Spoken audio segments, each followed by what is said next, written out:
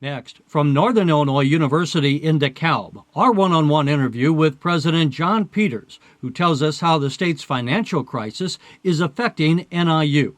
We also hear what President Peters thinks will be higher education's role in helping to grow the state's economy in the years ahead. This runs about 30 minutes. President Peters, thanks for joining us on the Illinois Channel. Glad to be here. We last spoke in the Capitol, and we were talking about the MAP grants. Yes. And congratulations on having that funded, at least for the near future. That was quite an interesting experiment and challenge, and it was for an extremely important cause. And I know your viewers know pretty much the outlines of what happened. Monetary Award Program in Illinois is the oldest award program. Goes back to the late 60s, and it basically provides some funding for needy Illinois residents to go to just about any post-secondary institution in the state, whether it's a public university like NIU or the U of I or Western Illinois, or a community college, or a private like DePaul or Loyola, or even some of the proprietaries. And it's fairly substantial, about $440 million.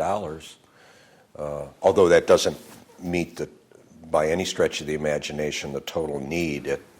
The base dollars haven't kept up with the high school going population. Let me ask on that. How many students do you have here at NIU that require the MAP grant to be able to go to college? We have about something over 5,100 students at NIU who are receiving MAP funding, and it's at all of the 4 years. And there's even some funding into the fifth year. It's sort of capped as to how much you can totally get, but a lot of freshmen and sophomores, juniors, there's a little fall off, but it gets these students into the stream, and I certainly believe that it's had a great impact over the years, the hundreds of thousands of students who have gotten an education. And many of them have gone on to do very, very good things and be constructive citizens and contribute to the economy. So what happened was, because of the budget situation, the budget was passed with 50% of the funds for all of the programs in the Illinois Student Assistance Commission. And they made the decision, and I don't quibble with the decision, it just came so sudden on us, that they would fund the students who were in the system, who were eligible, at 100% for the first semester, and then nothing in the second semester. And those of us in higher education felt that was a calamity, or it was really a crisis in the making. You think about an 18-year-old student who's worked hard. Parents have worked hard, saved.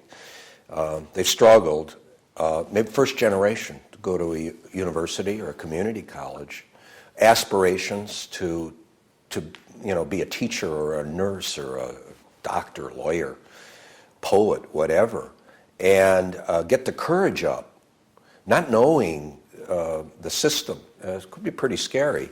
And then to find out, well, the good news is you're covered for the first semester.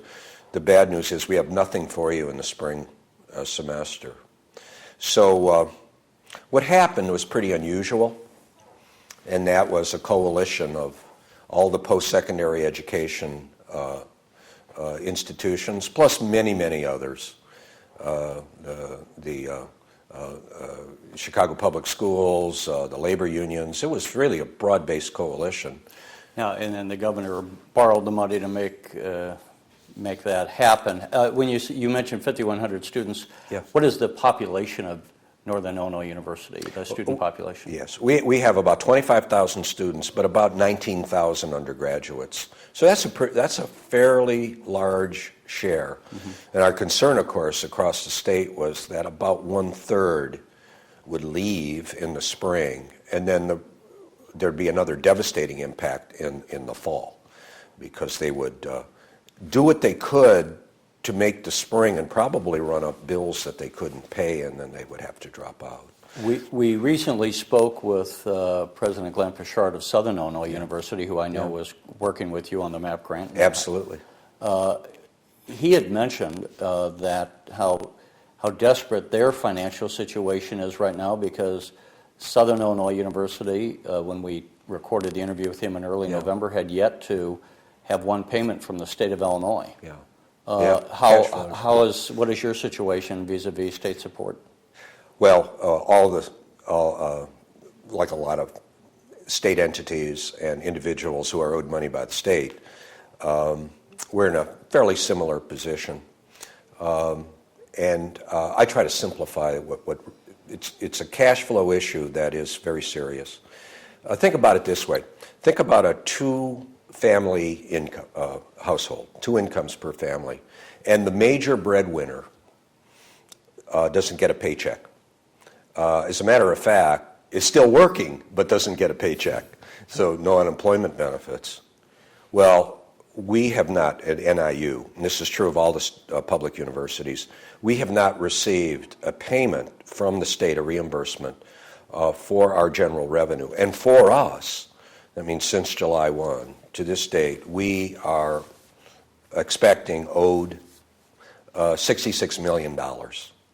So therefore, what we're doing, we're living off our other income, not our major income, but our second breadwinner, which is the hardworking parents and students, some working, who are paying tuition and fees. And so, like any family, what we've had to do now for 5 months is to manage our cash flow, and it's pretty desperate.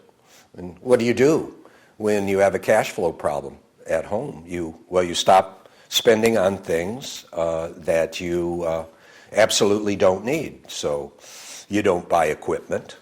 You cut back drastically on travel.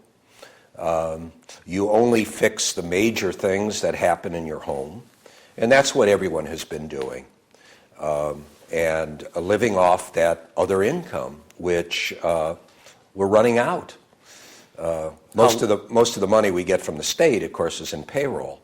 And so the real issue for us is meeting payroll. How long can we rely on that second income before we get a payment from the state to make our payroll? And how long can you?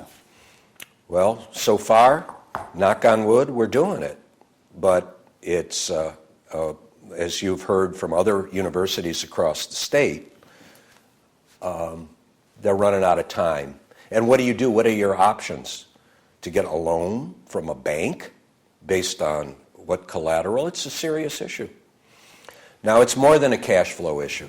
I've given a great deal of thought to this recently, and there are secondary issues with us, because so many of our employees who are covered in the state health plans,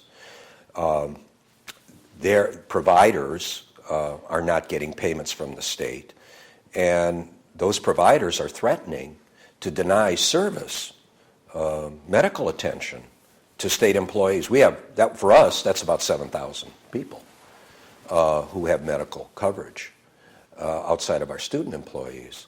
And where do they go? And also then, what happens to the ability of the state to bargain with a big group for less health care costs? Then all of a sudden that escalates. It's really short-sighted. So the way I see this has been building. And for several years now, the state has been behind in its payments. I think $10 billion in excess. So it's not just a problem of public universities. And I see this as a gathering storm.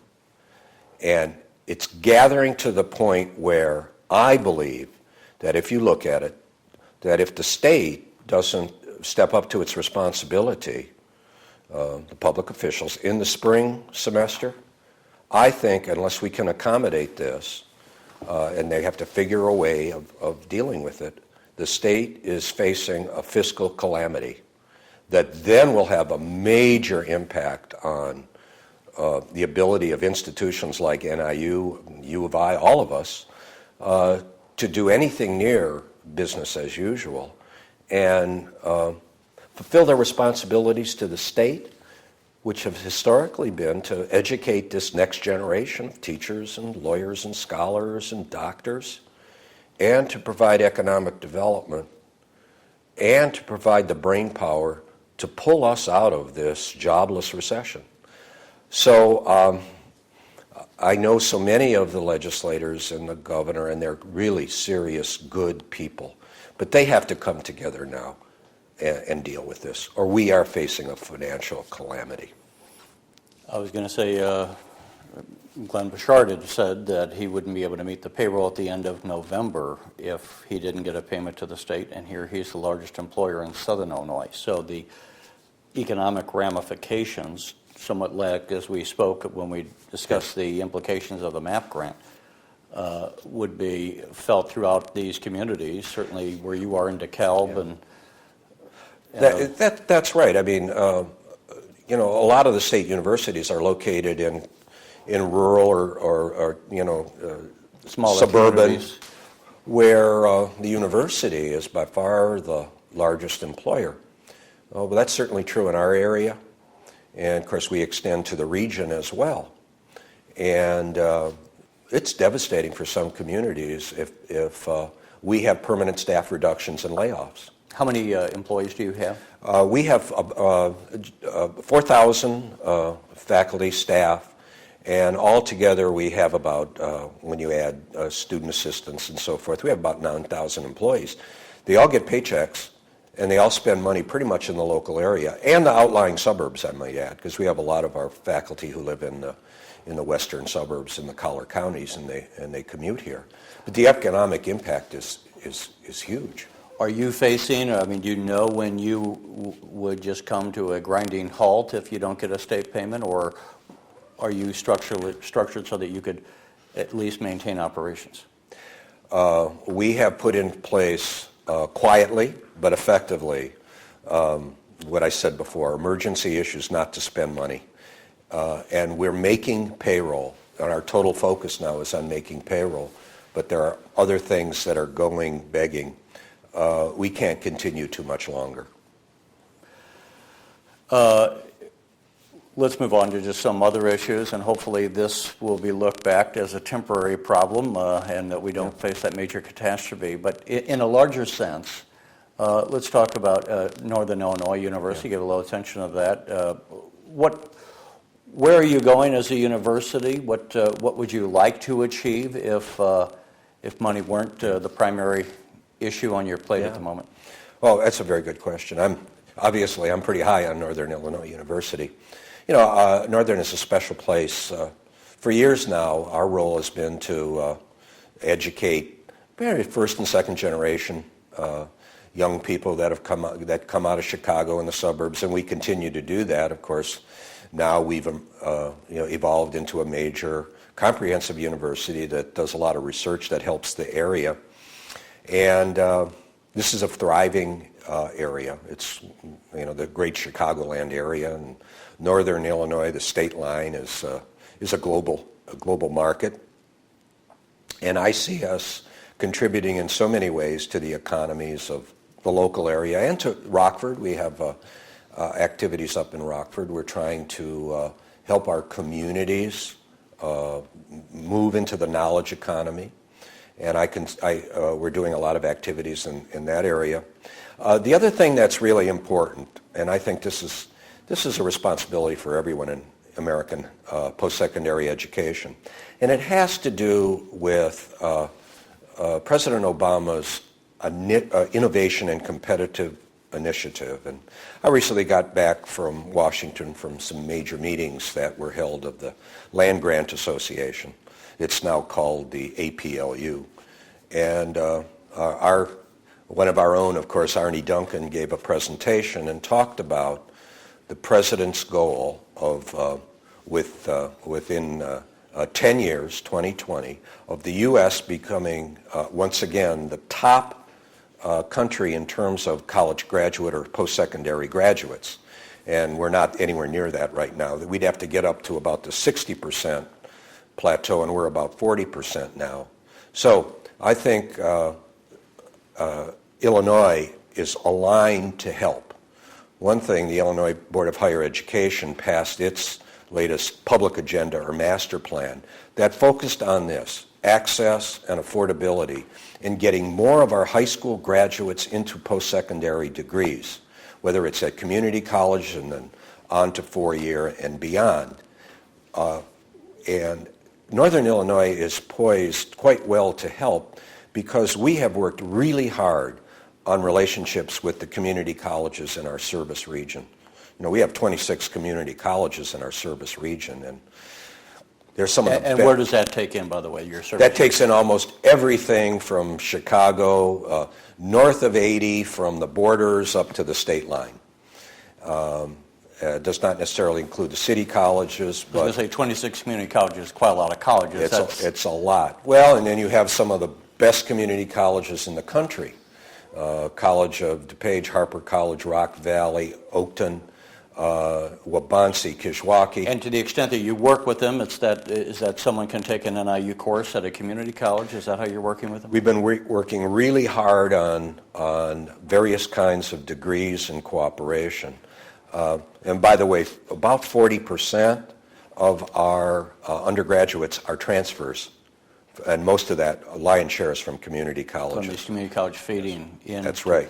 So we've always worked on articulation agreements, but now what we're actually doing is working with the community colleges to accept, we just recently signed agreements with Oakton College and Harper it's called the Bachelor of Science in Applied Management. We accept their 60 hours of AAS degree and then add a degree, and in Harper's case, it was public safety for police and fire who need that degree. And we're going to teach it right on the Harper campus and the Oakton campus and the Rock Valley campus. I think that's the future because actually there's a mosaic now of how you finish a degree.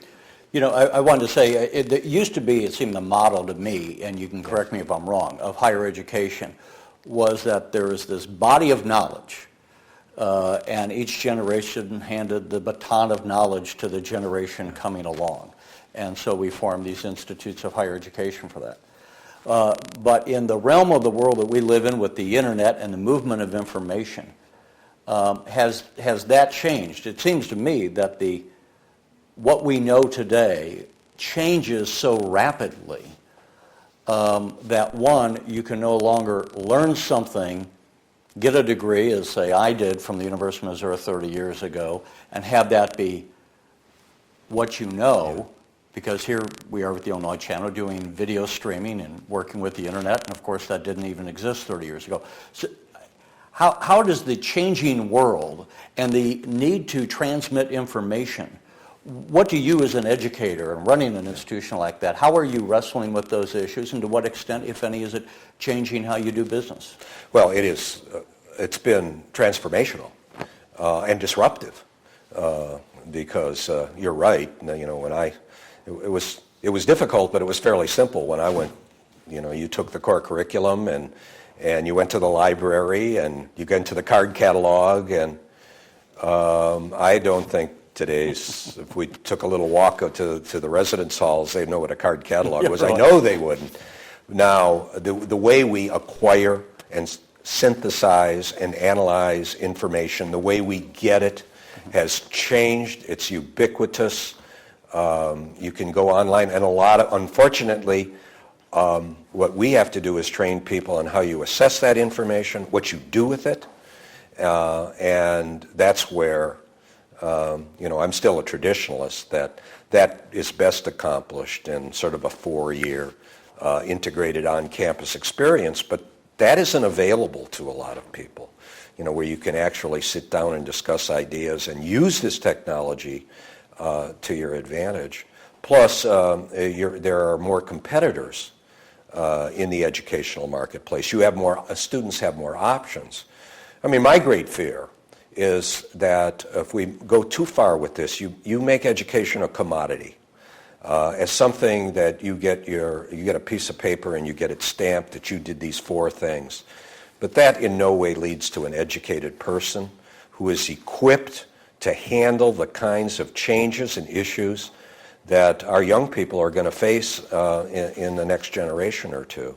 And to what extent are you seeing? I mean, obviously we're seeing on a number of people who have either been laid off or lost a job that they're just never going to get again. To what extent does higher education fit into that mosaic of retraining people for these new jobs to replace the ones that have fallen by the wayside? Well, that's obviously an important niche for a lot of individuals, and we get a lot of inquiries really on a daily basis and some of it is pretty sad, to tell you the truth. I get letters with resumes from individuals who were corporate vice presidents and obviously had extremely accomplished people, and they're looking for a way to contribute. They're looking for a way to be vital again. I think that's a big part of it, and I think that's our responsibility. NIU does feel that responsibility, and we can't do everything. That's why I am so high on the system of higher education, post-secondary education we have in Illinois. I think it's a good one. It's not overbuilt. We've got great 4 years, high-end research, great community colleges. We rely on the independent colleges. And I think we all have to, and then the new proprietary competitors, I think we all have to have a piece of this if we're going to work our way through this current jobless recession, which we will. And where we go from here, I'm not sure. However, I am convinced, as has been the case in the history of this country, that we do need an injection of investments in higher education, and it makes a great difference. I mean, 200-year celebration of the Morrill Land Grant Act that established the land grant system, U of I, signed by Abraham Lincoln. And at the turn of the century, the development of professional schools like business and engineering.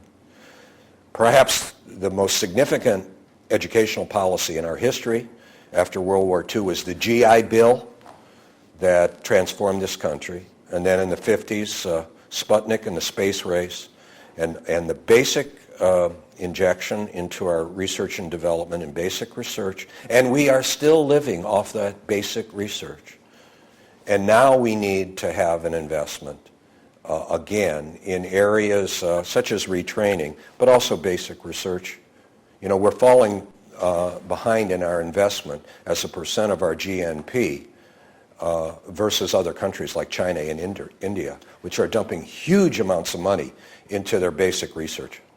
You know, I was going to say, to what extent, as far as changing how the status quo has been, to what extent, if any, are you working with businesses,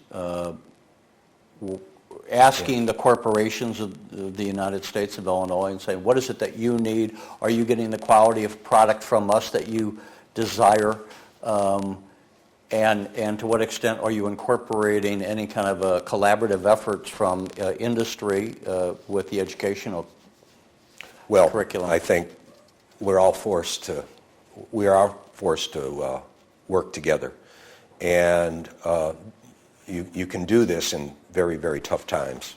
I mean, obviously, we're working very hard with, up in Rockford, for instance, working with some of the old-line manufacturing firms that are changing. With the help of the federal government, we've received some support from the federal government to work together to help small businesses and try to change a traditional manufacturing area into advanced manufacturing and logistics. And so we're doing that. But then in small ways, because some of the great growth is at the smaller entrepreneurial level in areas like healthcare. And I can give you one example of that right here in DeKalb. Recently, because of the problems of indigents not having health care, it was a huge burden on the emergency rooms of our local hospital. And so for over a period of years with our nursing and our clinical programs, we worked with the Kishwaukee Health Systems. We worked with some private donors who felt they needed to help with that need. And we worked with a local foundation, bank foundation, that put some money in.